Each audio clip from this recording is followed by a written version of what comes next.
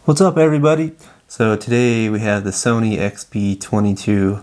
It's Sony's smallest Bluetooth tube-shaped speaker, or at least, kind of looks like a tube or a pipe or something. Anyway, the XB stands for extra bass, which is kind of Sony's thing. All their model numbers start with XB. So I just got this little speaker and I'm pretty happy with it. I think it's a fun sounding little speaker, and I think it deserves a little more in-depth discussion about some of the settings as far as the EQ adjustments that you can do. And there's not a lot mentioned in the quick start guide. You kind of have to go digging around on Sony's website and download the manual for it to find out more about it. So today I just want to dig into the nuts and bolts and show you how you can adjust the sound to your liking. Me personally, I'm pretty picky when it comes to audio, so I like to have the ability to tweak settings and the sound. I'm not going to go over the specs too much. A lot of that you can find online. But I will mention that it does have two drivers running in stereo mode, and I think they're 1.5 inches or so, which seems to be somewhat uncommon, at least at this price point. This Sony speaker does have two passive radiators, has one in the front between the two active speakers and then one in the back. So you kind of don't really want to back this thing into a corner, otherwise it's going to get really boomy sounding. But if you do want to get the maximum amount of bass out of this thing, that's the way to do it. But if not, at least you have the option of turning down the bass, or you can turn up everything else like the mids and highs if you prefer. So that's about all I have to say about the hardware. I just want to mostly kind of dig into the app, the Sony Music Center app that is. So let's get started. Here's the Sony Music Center app. I'm just going to play some tunes real quick while we go through and play with some of these settings. So here's our Bluetooth speaker. So a lot of these on the top are pretty self-explanatory, library. Audio in, so that is if you want to plug in an 1/8 inch auxiliary port to the back of your speaker, you'd have to select that. The next one's down are just your music apps or whatever you have on your phone. So where we want to go is settings, and the meat and potatoes that we want to adjust the EQ and sound mode in here. So it defaults to clear audio, and I'm going to come back to that.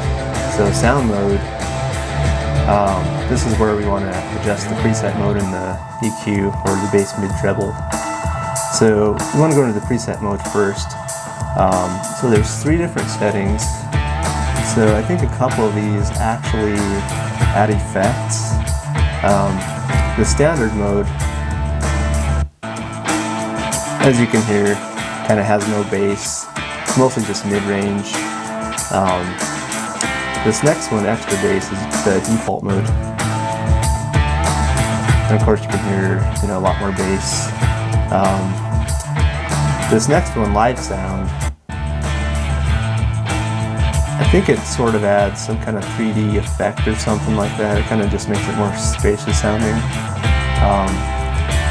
So yeah, they're all cool, just kind of depends what you like.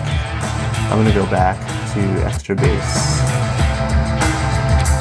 So let's go down and mess with the EQ, the bass, mids, and treble.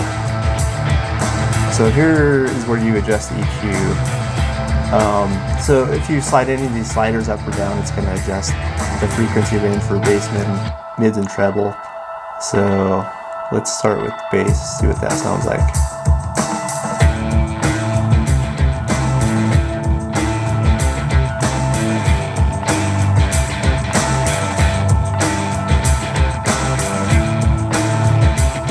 Zero that.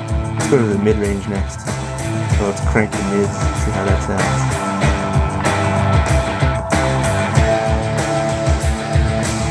And scoop the mids out if you want.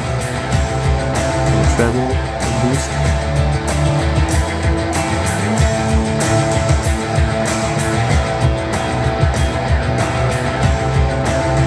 There's a treble all the way down. Okay, so there's everything zeroed back out. Let's go back and let's look at this clear audio. So what this does, this just puts it into extra bass mode and it sets the EQ to flat. But if you go back and adjust the EQ with clear audio on, then it'll turn clear audio off, which is kind of weird. But it's cool, you can use it if you just want to make it easy. So let's go back, look at some of these other ones.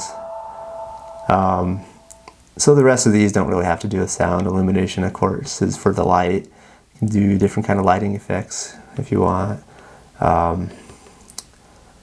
Other settings. So this one is kind of interesting. So this is where you can actually select the Bluetooth codec that it uses. It defaults to auto, which I believe it's trying to choose the highest bitrate codec that your phone and your Bluetooth speaker can use. I think the higher ones are aptX and Sony's LDAC, which are actually pretty good. But the downside to those is they're considered not as reliable as SBC. SBC is kind of just a more universal catch-all codec that seems to work pretty well with everything. So if you're having trouble, any kind of connection issues, then SBC would be the one to use. So if we go back, if we just cancel out of here, some of these other ones, system, I think just shows you the version. Party booster, I think that's just a tap function to where if you like tap on the speaker, you can kind of make a beat, which is kind of cool, you know, if you want to use that thing. So all in all, I think it's a fun little speaker. I think it has quite a bit to offer as far as adjustability and just sound quality in general. And it does have a good amount of bass, which is nice. I know that Sony likes to use XB in the model number for all their Bluetooth speakers, which of course stands for extra bass. But I think they do have more to offer than just a lot of bass. Having said that, I think it kind of does have quite a bit of bass for what it is. You know, you're not going to have any like 20 or 30 hertz deep subwoofer bass out of this thing. But I do like having the ability to adjust some of that bass out sometimes if I feel like it, depending on my mood. You know, sometimes I do like listening to music with a lot of bass, sometimes not. But in general, I do prefer more balanced sound, and I do like having the ability to EQ it and adjust it to my liking. Anyhow, that's about all I have to say about this speaker. If you are in the market for a Bluetooth speaker, hopefully some of this information will help you make a more informed purchasing decision. But I always like to recommend that people go out and listen to them before they actually buy them, if they actually have any kind of sound preference, because something that sounds good to somebody else might not actually sound good to you. Anyway, thanks for watching.